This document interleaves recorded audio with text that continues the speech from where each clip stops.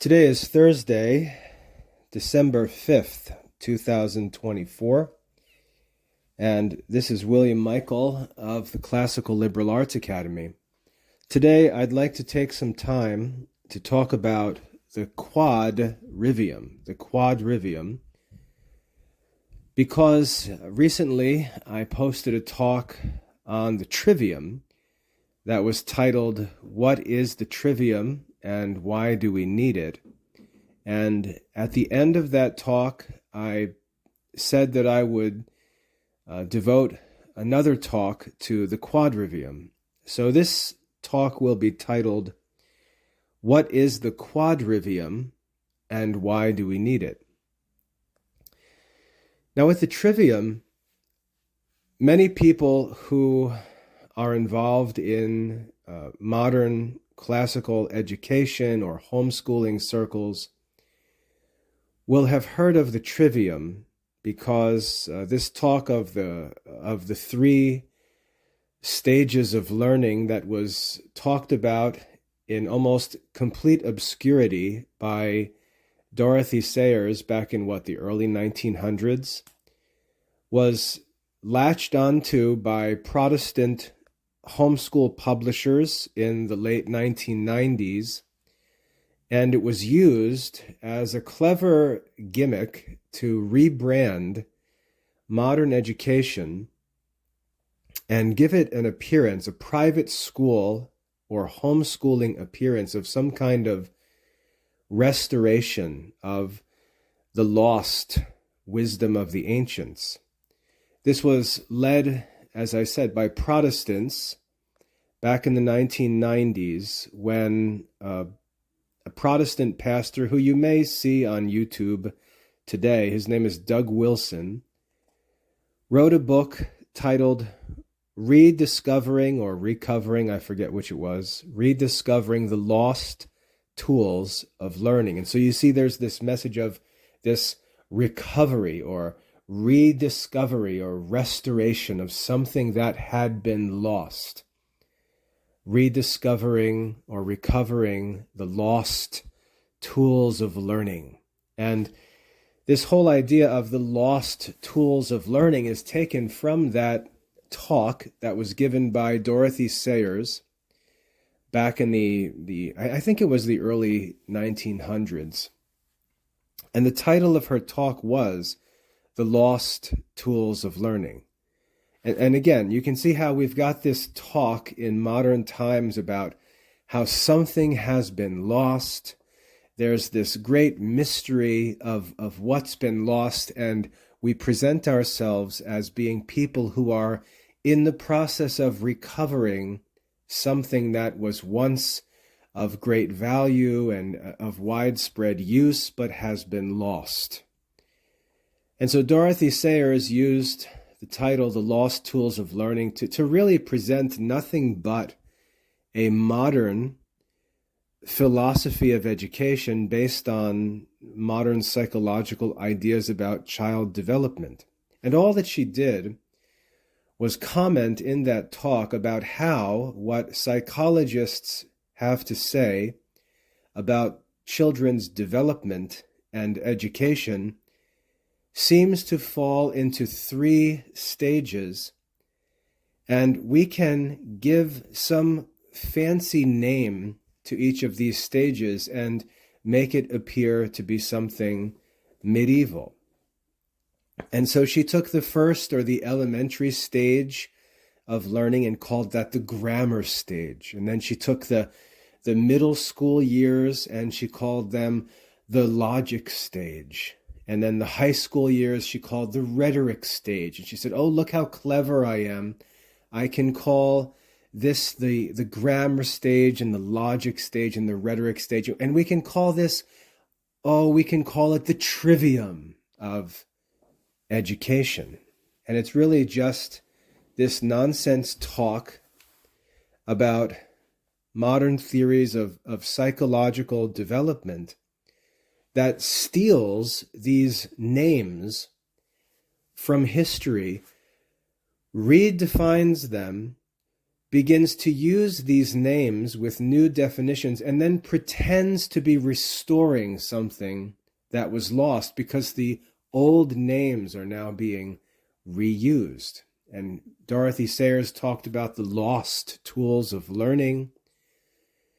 And then Protestants latched onto this idea and started the so-called classical education movement among Protestant people, as crazy and irrational as that is. Protestants were the ones who rejected classical education in the first place.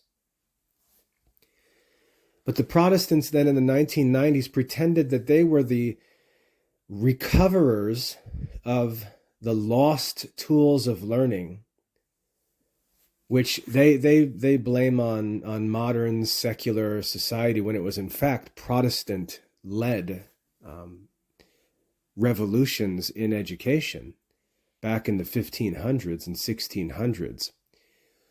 But the Protestants claimed to be recovering the lost tools of learning, and a whole movement started in the 1990s that was called the Classical Education Movement. And it was started in Protestant circles and then latched onto, even more embarrassingly, by Catholics. This movement was latched onto by Catholics like Laura Berquist, who started Mother of Divine Grace School.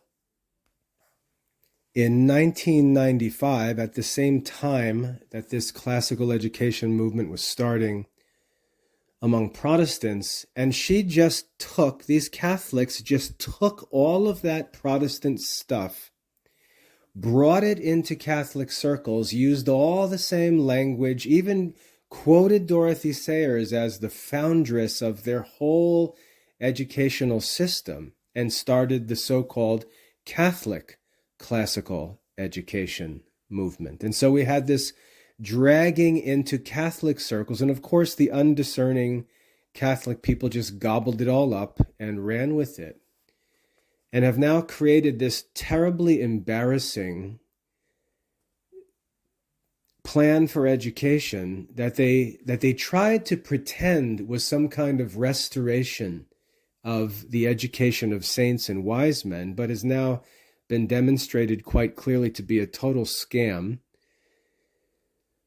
But they've thrown around these words, grammar, logic, rhetoric, the trivium, and so on, as just gimmicky marketing terms to give an appearance of some kind of secret knowledge of the past that they are recovering and selling to modern Catholic families. And it's just this big, embarrassing scam among both Protestants and Catholics, this classical education movement, which I regularly refer to as the fake classical education movement, because it's just completely fake.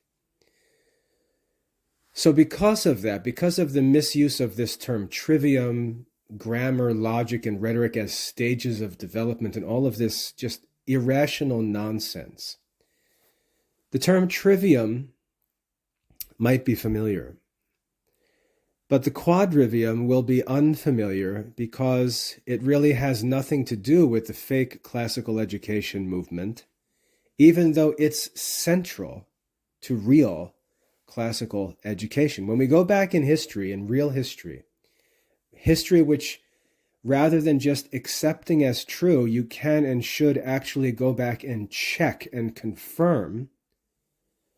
When we go back into history, we go back into the Middle Ages, into the lives of men like St. Thomas Aquinas, St. Albert the Great, St. Augustine, and so on.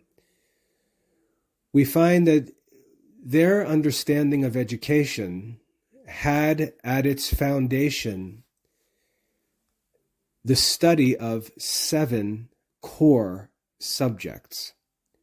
And this is really what classical education is about. It's about the study of 7 core subjects that are known as the classical liberal arts. These 7 subjects, the first 3 were grammar, logic, and rhetoric. They are not stages of learning, they are arts. They are subjects to be studied and practiced. Grammar, reasoning, and rhetoric are the first three, and they're referred to as the trivium. I talked about those in a previous talk, as I mentioned. And then the latter four were arithmetic, music, geometry, and astronomy. And these four mathematical arts were referred to together as the quadrivium, or the four ways. So we have the trivium, referring to what we might consider the language arts or rational philosophy, and the four mathematical arts in the quadrivium. And these 7 arts, these 7 subjects of study, were the core curriculum from ancient times through the Middle Ages until the Protestant schism, until the scientific revolution in the 1600s. Because Protestantism and the scientific revolution rejected scholasticism, that is, the philosophy of the Catholic Church. Protestantism and the scientific revolution rejected Aristotelian philosophy, which was embraced and demonstrated to be in line with Catholic theology by St. Thomas Aquinas. So when we look at Protestantism, we shouldn't just allow ourselves to be deluded into this modern ecumenical idea that we're all just struggling through some disagreement on the details of salvation and theology. It was a fundamental rejection of the philosophy of Christian culture, of Christian society. And so education was disconnected from the classical tradition, from medieval education. It was disconnected by the Protestants and the leaders of the scientific revolution, and that began the decline of education, which we now see all around us. And so when I talk about classical Catholic education in the Classical Liberal Arts Academy, what I'm talking about is going back in time, before the Protestant schism, before the scientific revolution, and getting back on track where Catholic education left off, where everything ran off the rails. I'm talking about going back to that scholastic education and simply picking up where Catholics left off back in the 1600s. Now, some may say, well, maybe St. Thomas Aquinas, who lived way back in the 12th century, in the 13th century, that was so far back, maybe that form of education isn't appropriate for modern society. If that's the case that scholastic education is not appropriate in modern society, then I would like for Catholics to explain why St. Ignatius of Loyola and the Jesuits in the late 1500s and 1600s were working in their schools to restore scholastic education. Why were they teaching Aristotle? Why were they teaching according to the teachings of Thomas Aquinas? Why were they having the kids read Cicero in class and so on? It was because it was very clear to the saints in the 16th century that the education of the 12th and 13th century remained true Christian education. And they were fighting against the Protestant reformers. They were fighting against the leaders of the scientific revolution, and they were doing so by starting new schools which preserved real classical Catholic education. And we can read this in the Ratio Studiorum. Moreover, when we go to the 19th century, so the 1800s, we have Pope St. Leo XIII, the Pope who gave us the prayer to St. Michael. We have Pope St. Leo XIII urging Christian people to restore Christian philosophy in the 1800s. And what he means by Christian philosophy, and he says this himself, is the philosophy taught by the scholastic tradition in the Catholic Church. The call was to restore Christian philosophy in the 1800s. So it doesn't matter that it was true in the 12th century or promoted in the 12th century. It was also promoted in the 16th century by saints. And it was also promoted in the 19th century by a saint pope. And moving into the 20th century, Pope Pius X said the same thing. In his encyclical Against the Modernists, he argued that the teaching of St. Thomas Aquinas must continue to remain the foundation of Catholic education. That's the 20th century. So any talk that tries to dismiss scholasticism or classical education by referring to it as something from the Middle Ages or from the 12th century simply ignores the history of Catholic education. So in the Classical Liberal Arts Academy, we're working to research, restore, publish, and teach the classical liberal arts, the real classical curriculum, real classical education. And that consists of grammar, reasoning, rhetoric, arithmetic, music, geometry, and astronomy, the 7 classical liberal arts. And I encourage you to go online. When the kids go to bed one night, go online, hop on Google, and just search 7 liberal arts. And go through the images. Don't go through the articles. Don't go through the website results, because you'll just be lost in fake classical education garbage. What I'm saying is go to the images.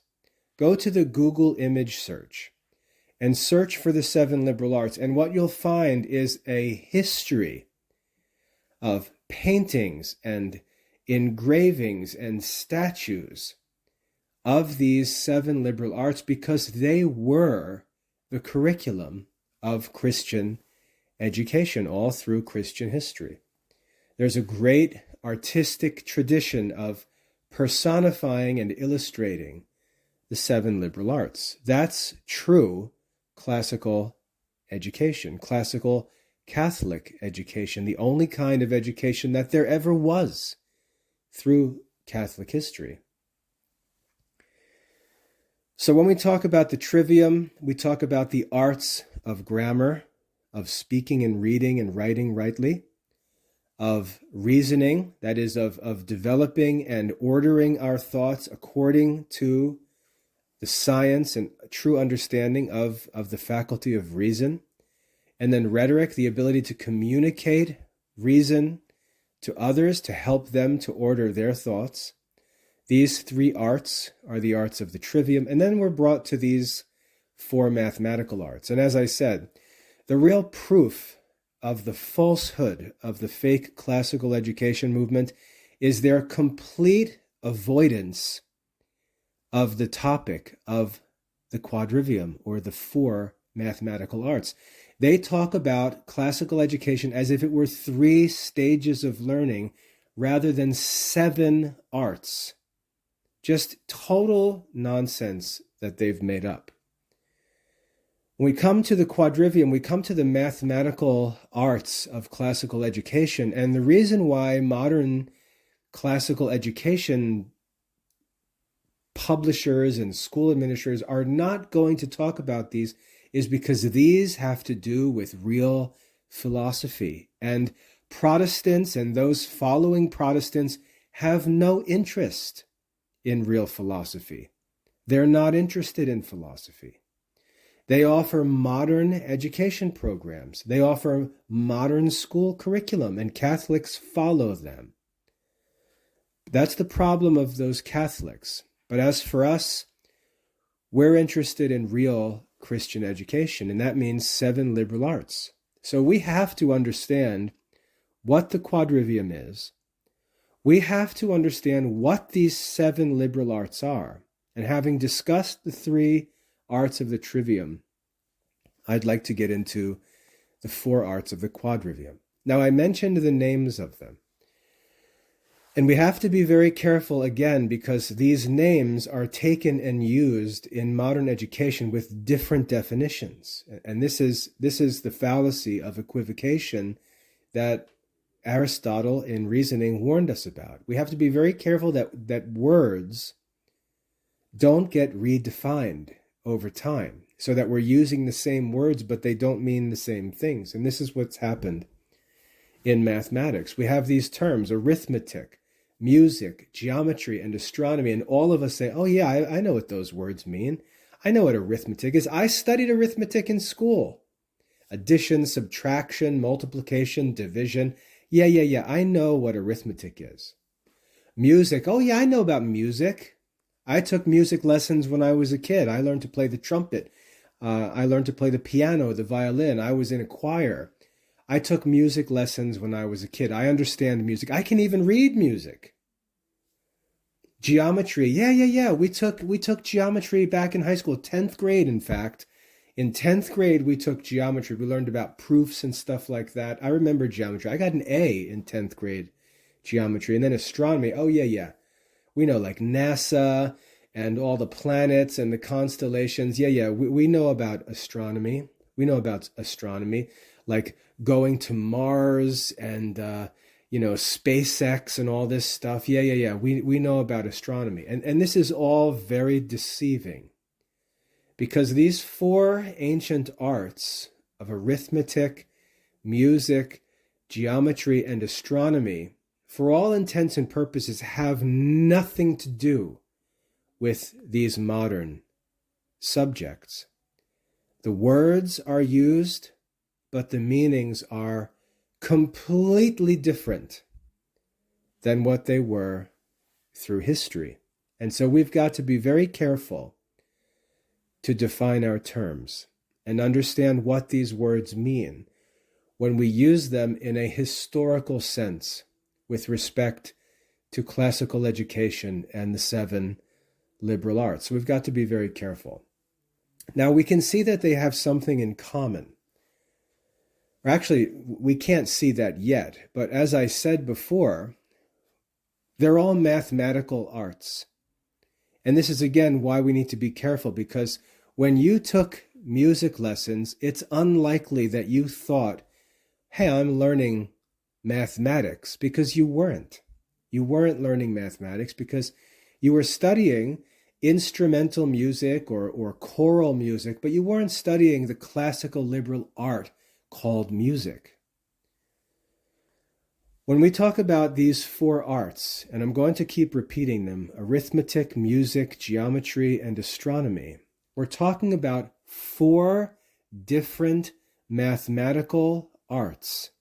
And there are only 4. There are not 5. There can't be 3. It is necessary that there are 4 mathematical arts. And the question that has to be asked is why? Why are there 4 mathematical arts? And the answer is because each of these arts studies a different subject. And there are only 4 subjects. There are only 4 subjects, and that is why there are only 4 mathematical arts. There can only be 4, because there are only 4 possible subjects. How can I know that? Because philosophy proves it. Philosophy proves that there are 4 mathematical subjects that are studied in 4 mathematical arts.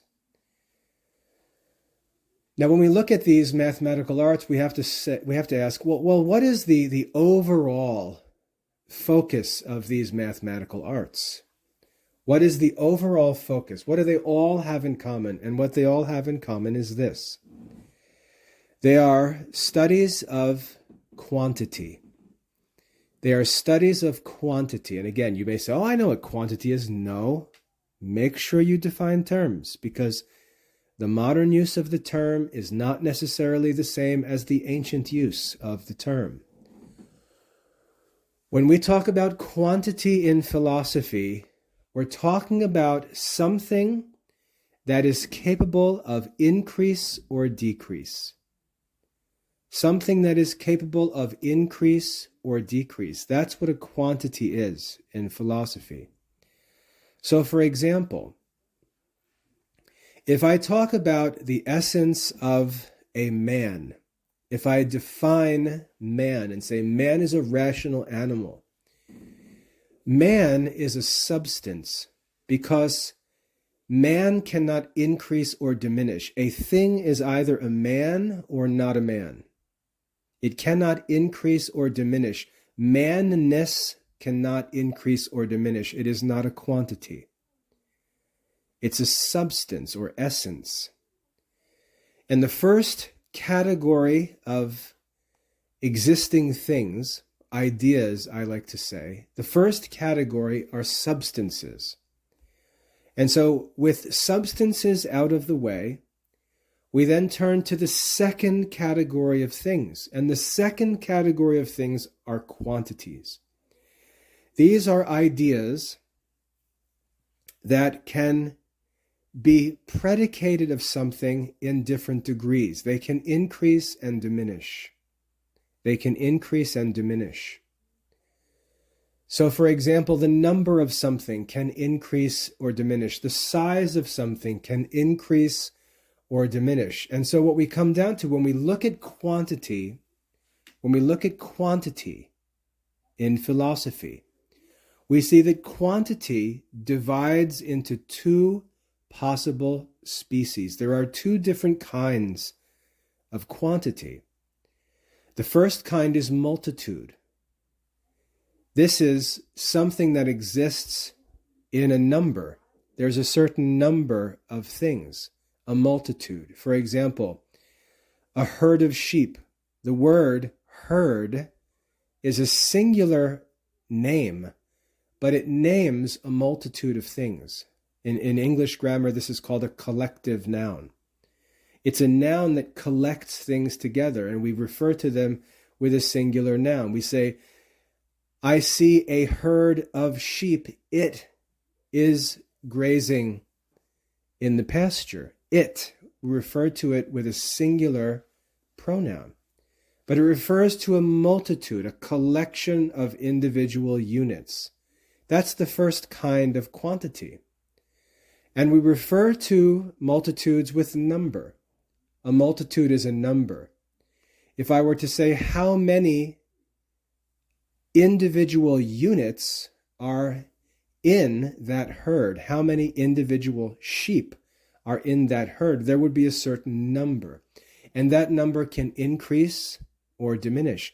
Now, the essence of each sheep, or even the essence of the herd itself, the essence cannot diminish or increase, but the number of units in the collection can increase or diminish. And so it's a quantity. And that's the first kind of quantity. It's called multitude. The second kind of quantity is called magnitude, and this has to do with size or greatness. The word multitude answers the question, how many? The word magnitude answers the question, how much? There are only two different species of quantity. There is multitude and magnitude. A magnitude is one thing that can increase or diminish in its parts.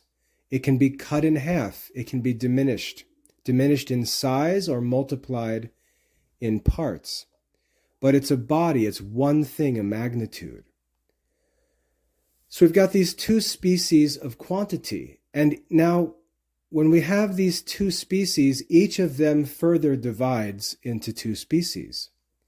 When we look at multitude, and we investigate this concept of multitude, we learn that there are two different kinds of multitudes.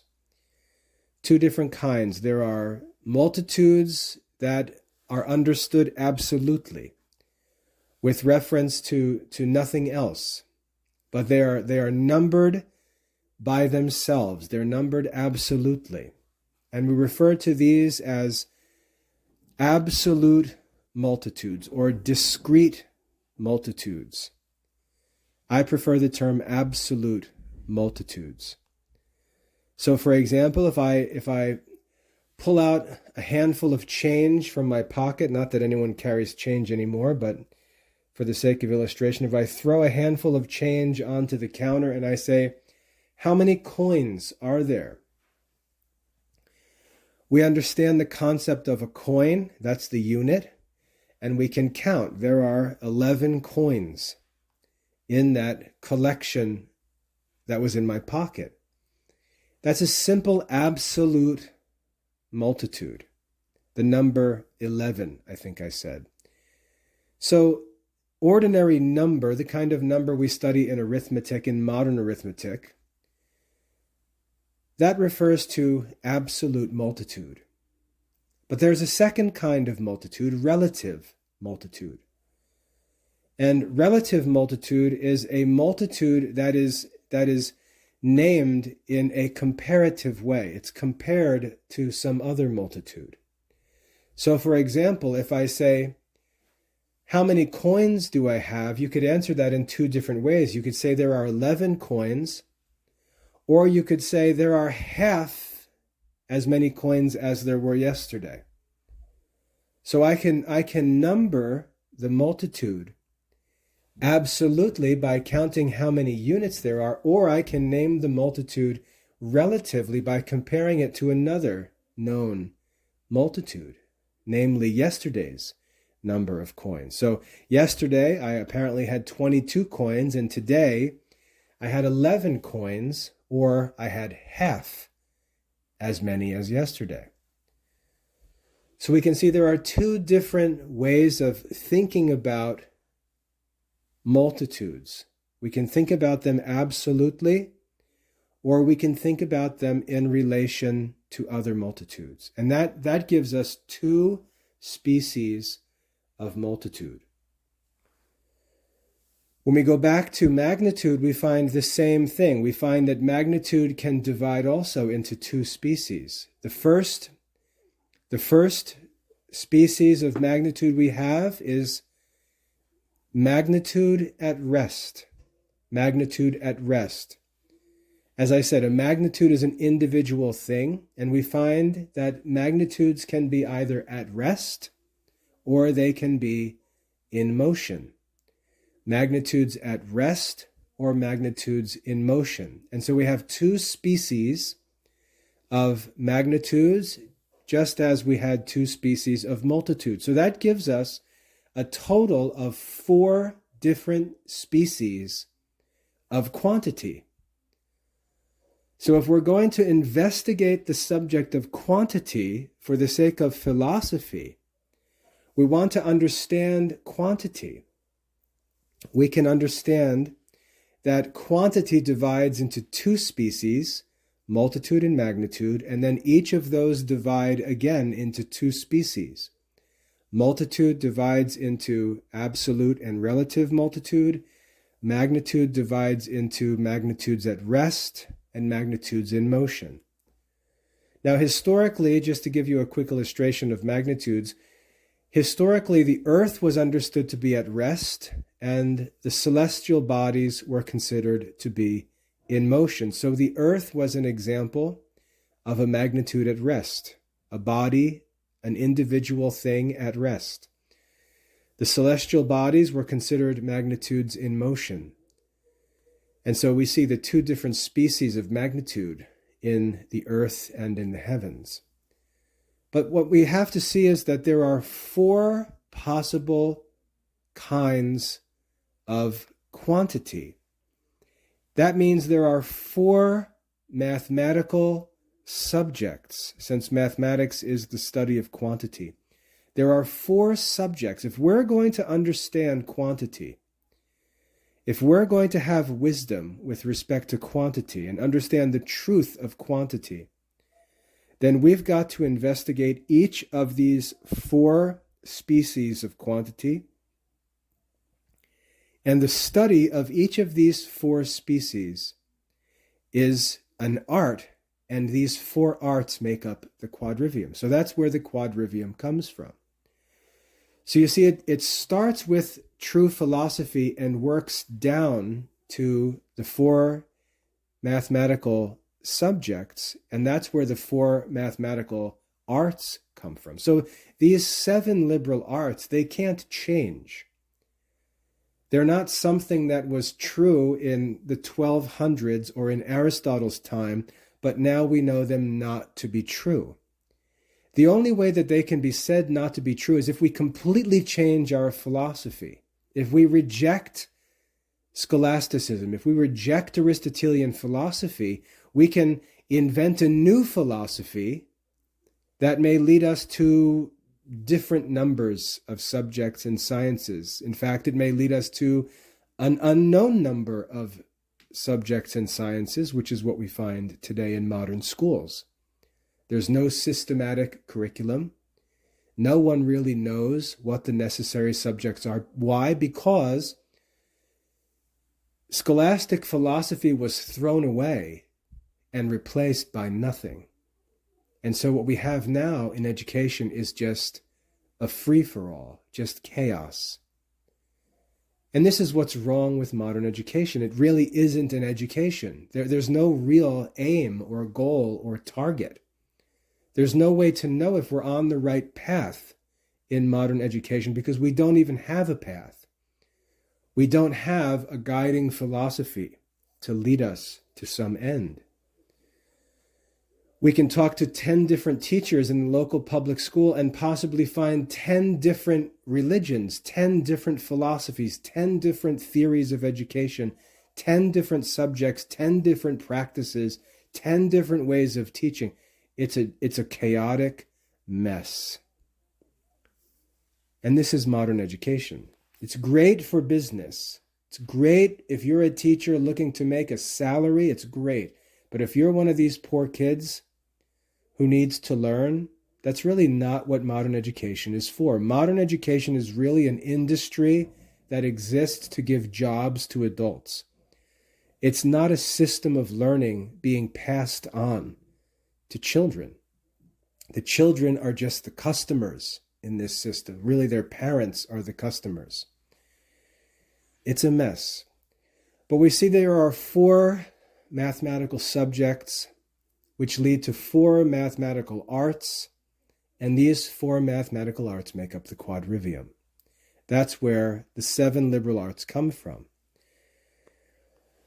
So to have a true classical education means to learn the seven liberal arts. That's what it means. You see, there is a path to pursue. There is a goal. There is order. There is a number of subjects.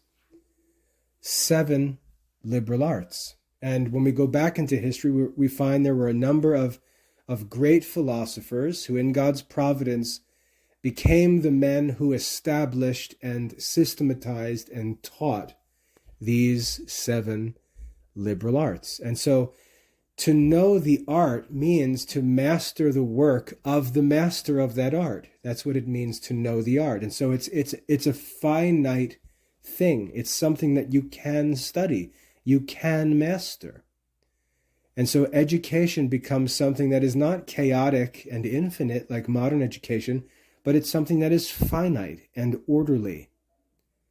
There are seven arts of the classical liberal arts, which means we can expect to find seven master texts.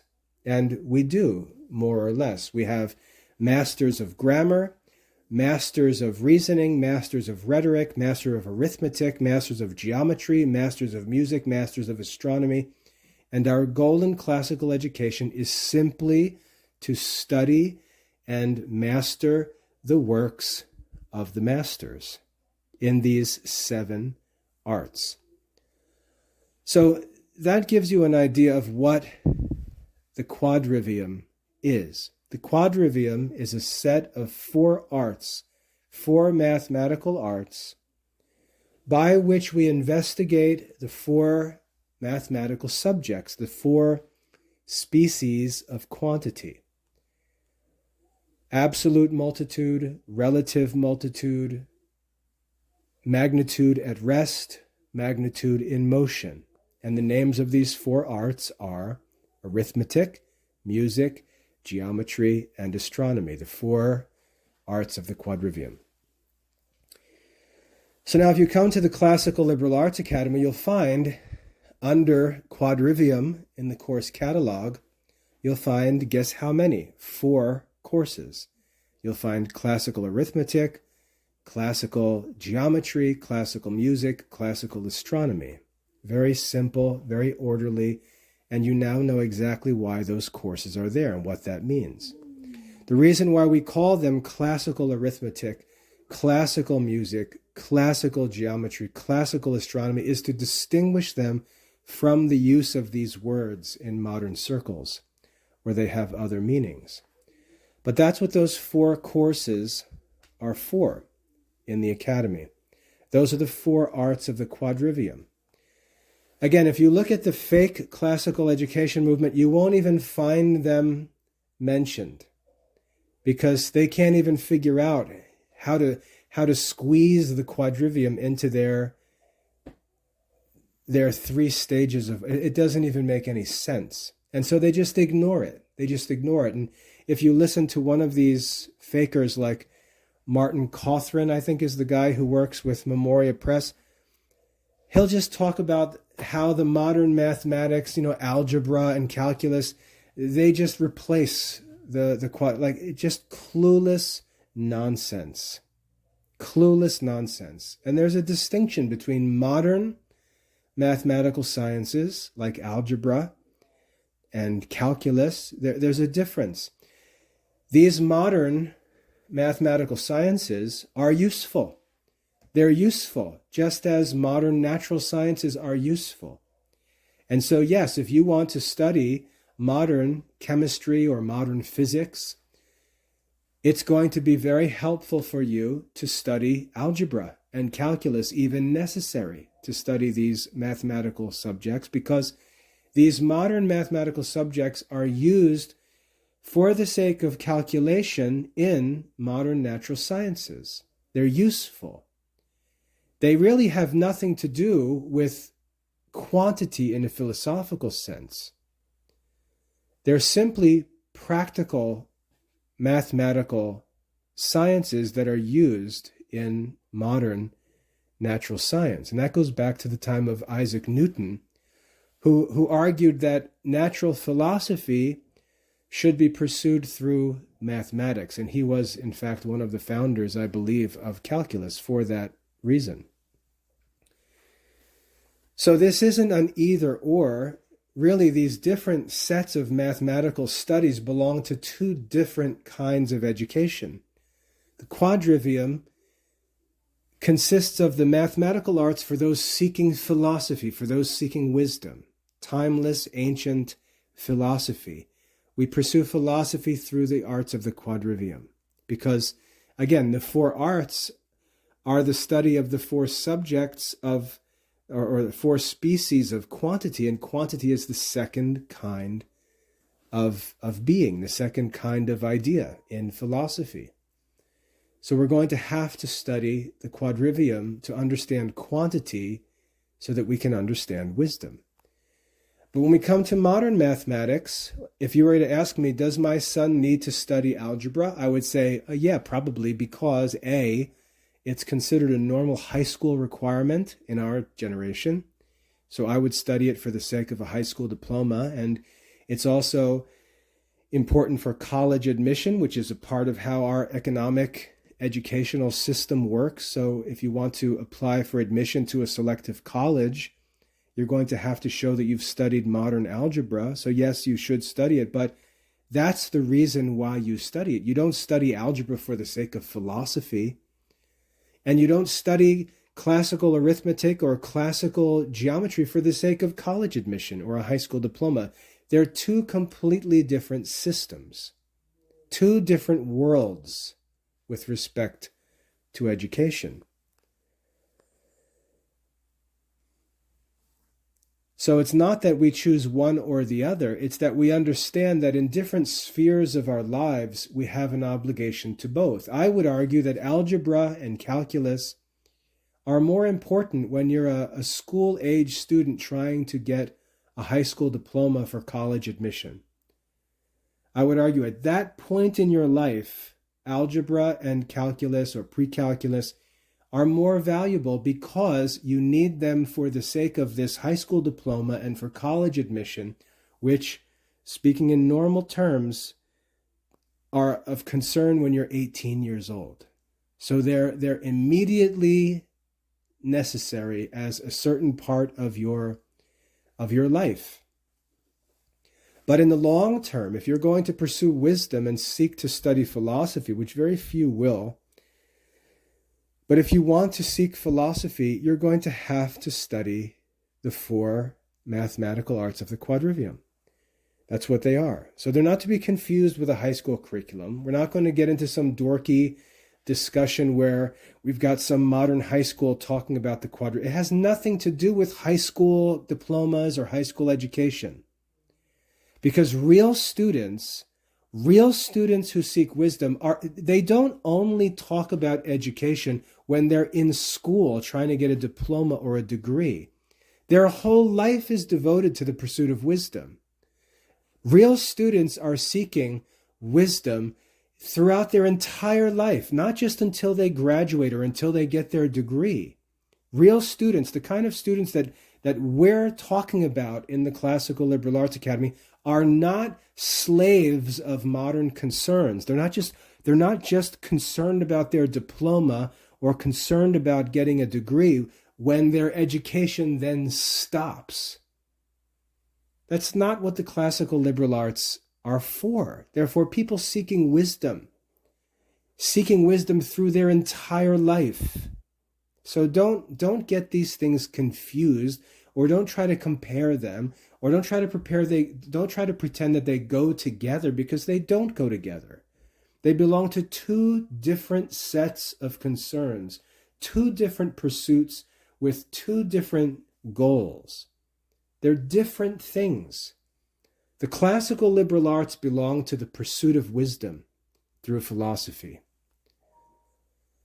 The modern mathematical sciences, they belong to high school diplomas and college degrees.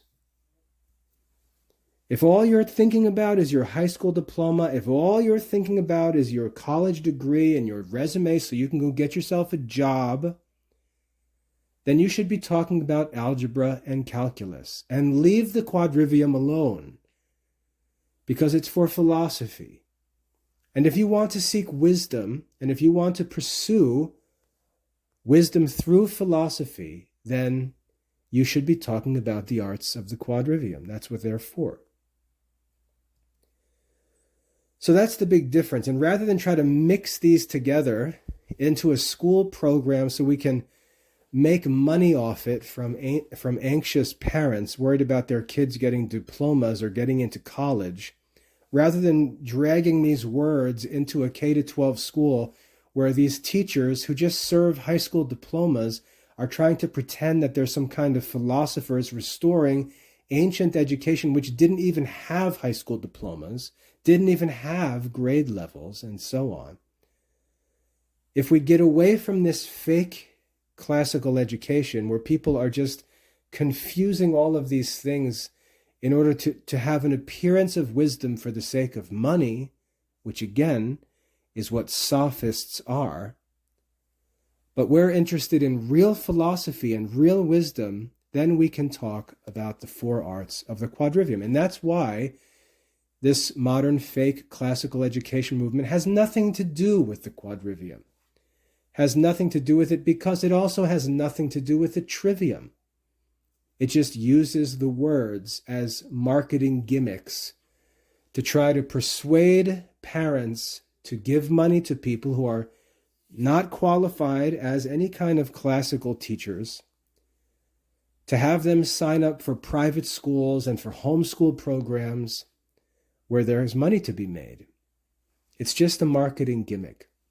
But the 7 liberal arts, grammar, reasoning, rhetoric, arithmetic, music, geometry, astronomy, they belong to the pursuit of wisdom, which has nothing to do with modern compulsory schooling.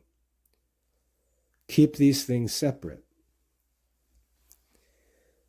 So that's what the Quadrivium is. Let's talk briefly about why it matters. Why should we really care about the Quadrivium? Well, I can speak to the most purely philosophical listener and say, look, the reason why you need to study the Quadrivium is because it is the means of pursuing wisdom. Because quantity is the second category of being. And in order to study it, the right way of philosophizing, as the ancient philosopher said, is to go through the Quadrivium, to pursue the study and understanding of this second category of being, which is quantity. But again, the reason why, if you ask, well, but why? Why is quantity in philosophy so important? Why is quantity important? That's the key question I think we have to answer.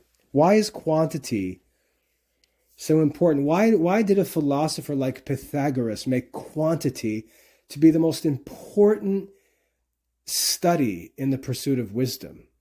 Even Plato, why did Plato consider quantity to be so central to the pursuit of wisdom? Why was there this obsession with mathematical pursuits in ancient philosophy? And this relates to questions of theology and natural philosophy. When we look at the natural world, remember the goal of philosophy, the different branches of philosophy. If we want to make philosophy very simple, we would say, as the Book of Wisdom says in Scripture, philosophy is the pursuit of the knowledge of God and His works. Philosophy is the pursuit of the knowledge of God and of His works. That's what philosophy really is. That's what wisdom really is. And again, that comes from the Book of Wisdom in sacred Scripture. Wisdom is the knowledge of God and of His works. Now, in ancient philosophy, and when I talk about philosophy, we're not talking about divine revelation. That's theology. In ancient philosophy, outside of Israel, outside of the people who had the benefit of divine revelation, the Greeks sought to know God through philosophy. We find Aristotle teaching true things about God, positively true things about the true God, all through his writings. But they did this philosophically. They did it by reasoning. And they also sought to understand the world, to understand natural philosophy, the order that exists in nature, that God himself has used in the design of the natural world. And as the ancient philosophers looked around at the world and simply studied to observe the order that exists in nature, they asked, well, what might the ordering principle be of this world? Like, how can we figure out? And here's what they're trying to figure out. If there is a God, if there is this divine being, this infinite, eternal mind, as it were, because God would be conceived as an intellectual being. And inasmuch as we're intellectual, we can be said to be divine beings among the creatures of the earth.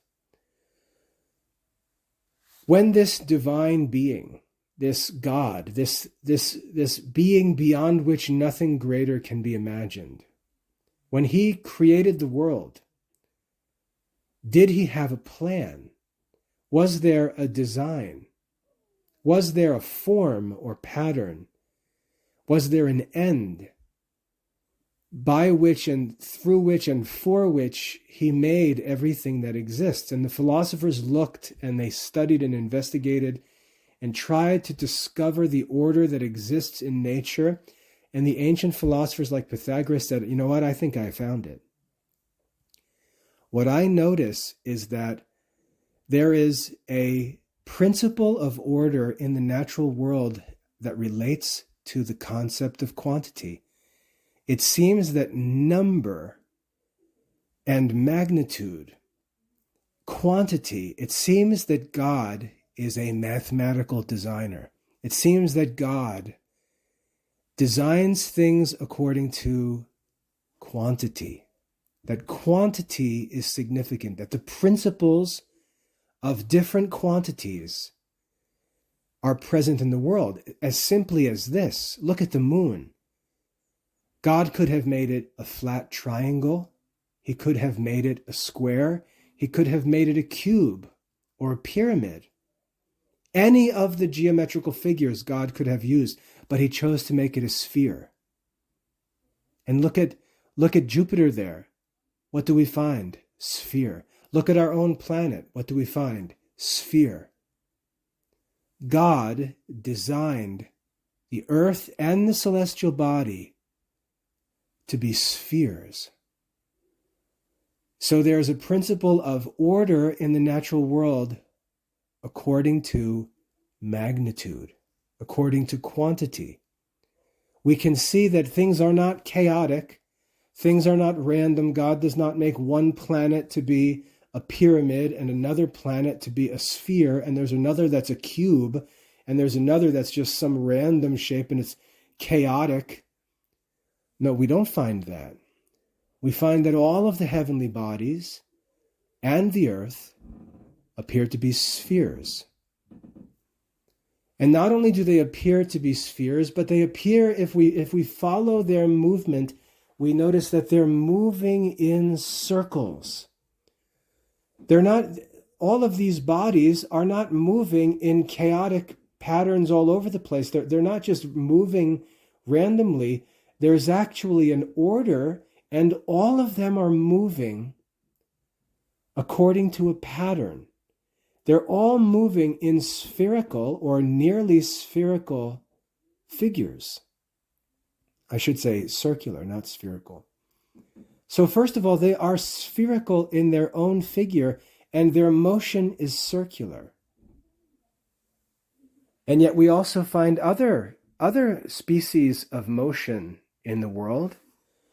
We see that fire moves in a straight line. It moves upward in a straight line, not in a circle, not side to side, but straight vertical, upward. And we find that water, if we take a cup of water and release it from a cup, we find that the motion of the water in the air is downward.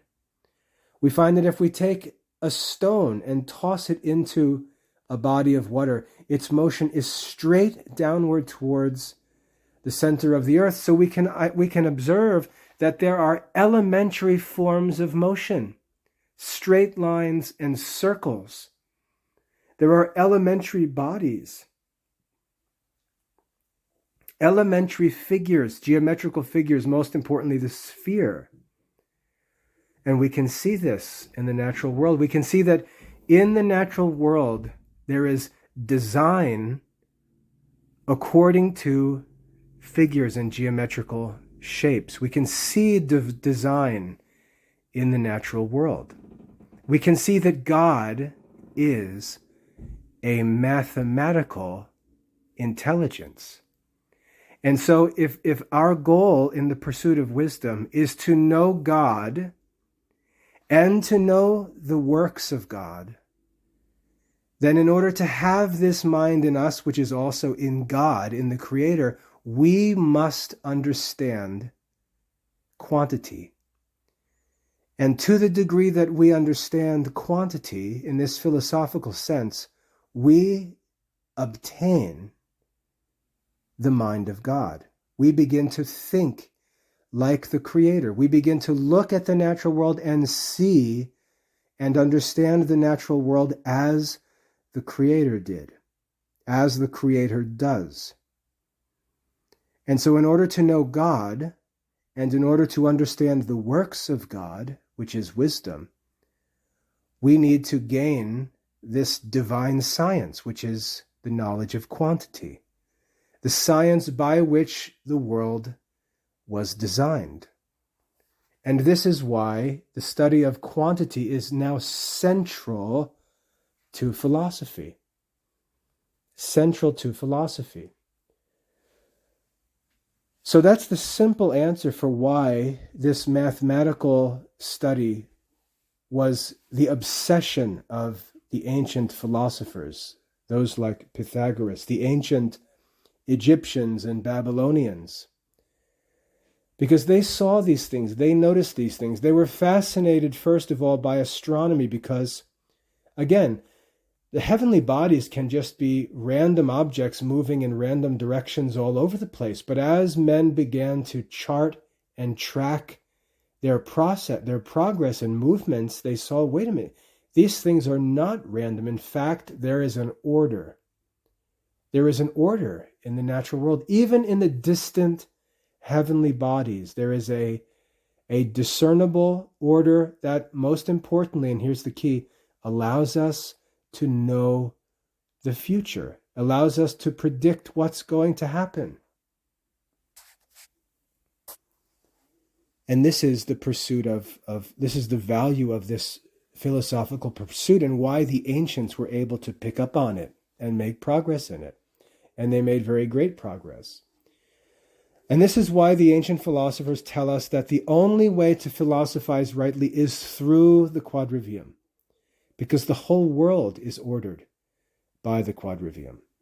So that's a simple explanation of why the Quadrivium is so important for the study of philosophy, for the pursuit of true wisdom. Now, let's just talk about another reason why the Quadrivium is so significant. And I think this will surprise most Christians.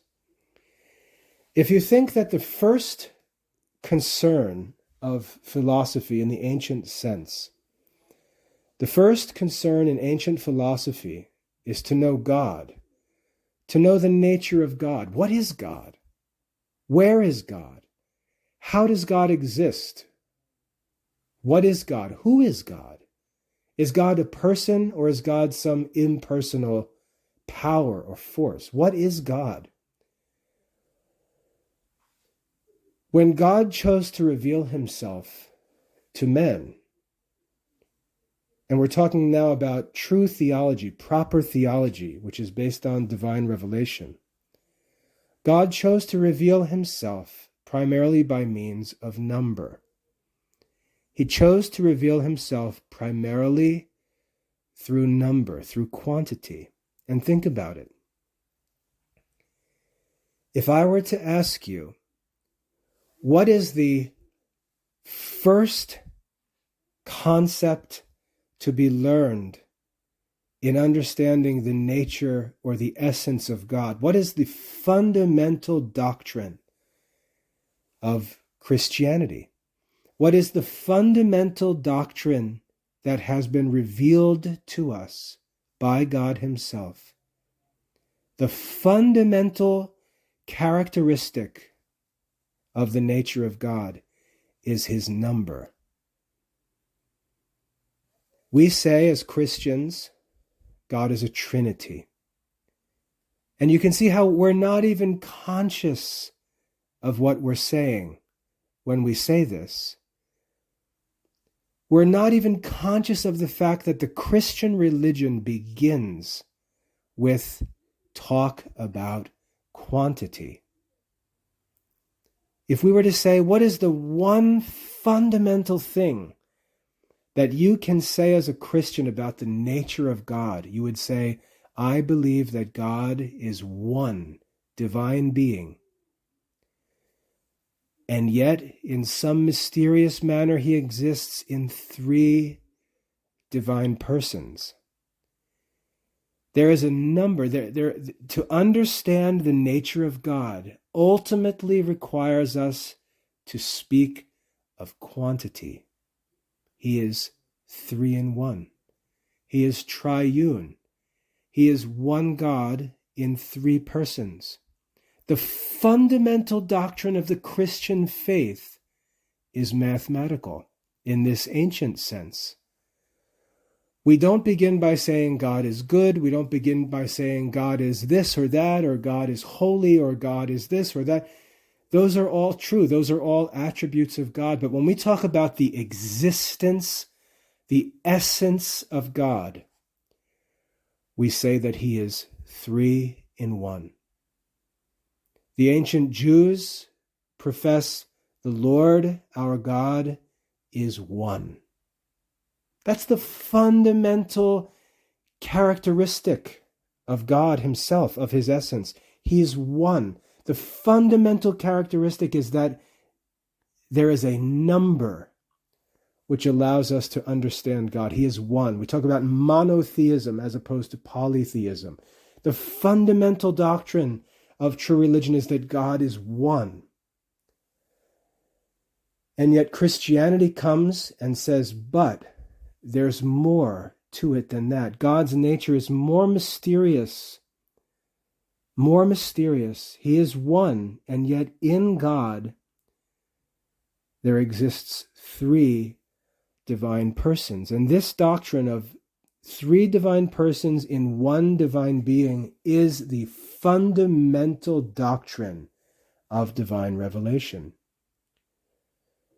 The Apostles' Creed, the Nicene Creed, draw our attention to this one fundamental doctrine. So to pretend that who cares about this old Pythagorean mathematical weird philosophy talking about numbers and geometry and astronomy?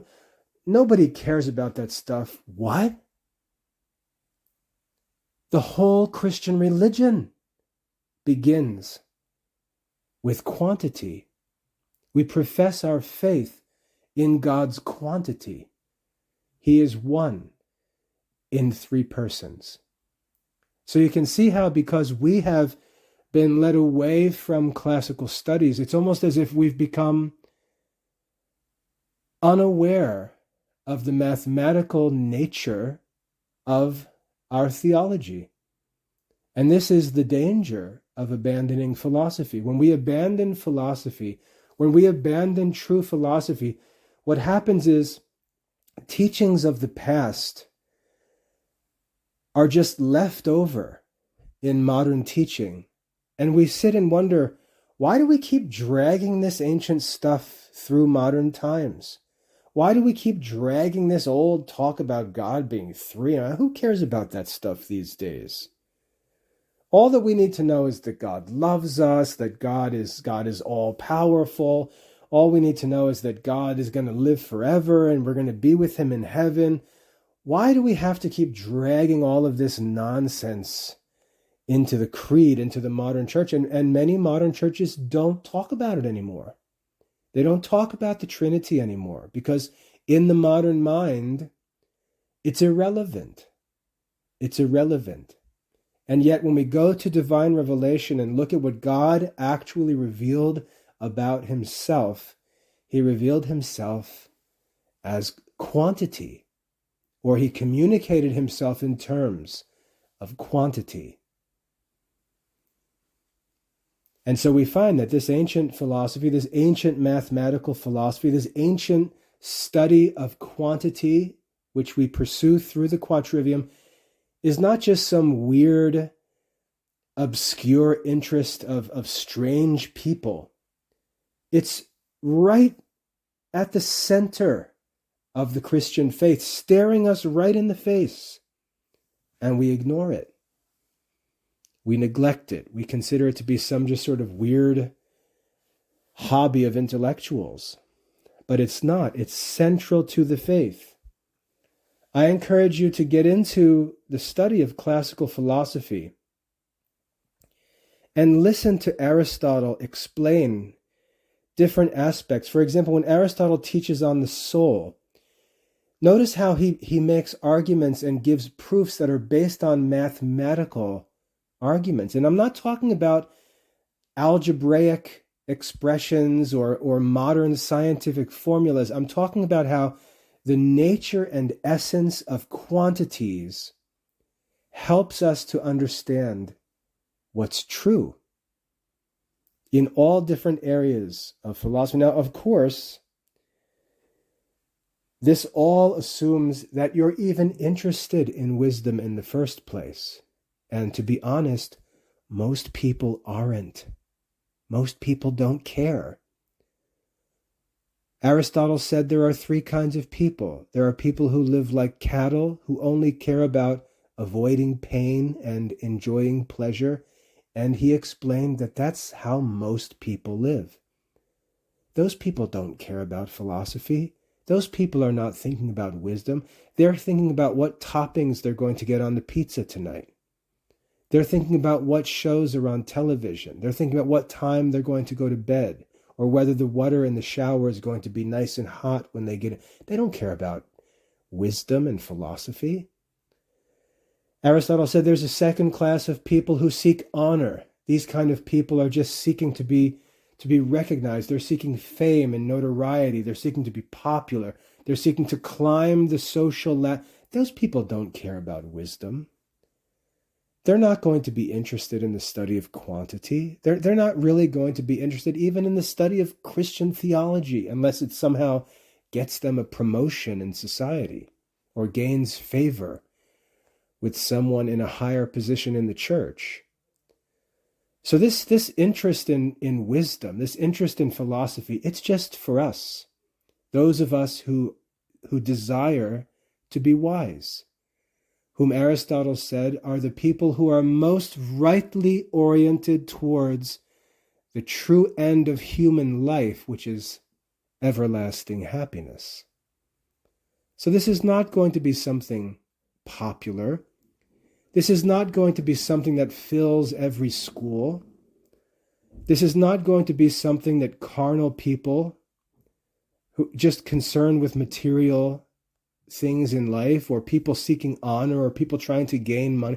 This is none of their interest. This stuff is of interest to those of us who actually desire to know God and to understand his works, who desire wisdom. So don't try to make it popular. Don't think you're going to walk into the mall and talk about it. You're not going to talk about this at the dinner table. This is for private contemplation. And God willing, as you grow in the understanding of these things, you'll have the opportunity to introduce others to contemplation and share the fruits of your contemplation, and hopefully inspire them to become interested in the pursuit of wisdom rather than the pleasures of the flesh or honors among men. So that's what the Quadrivium is. I'm going to wrap up now. That's what the Quadrivium is. This is why the Quadrivium matters. It doesn't matter to many people. It doesn't matter to many people, but we do see it does matter to God, and it does matter to those who seek to know God, that is, to the wise. So understand rightly what not just the Quadrivium is, but the 7 liberal arts, because they are the steps to wisdom, as it were. Grammar, reasoning, rhetoric, arithmetic, music, geometry, astronomy. They're the 7 liberal arts, and this is why they have always been studied. Know what the 7 liberal arts are, know the 3 arts of the trivium, know the 4 arts of the Quadrivium, but most importantly, study them. Study them. You have to not just know about them, not just be able to give some dopey talk like this about them.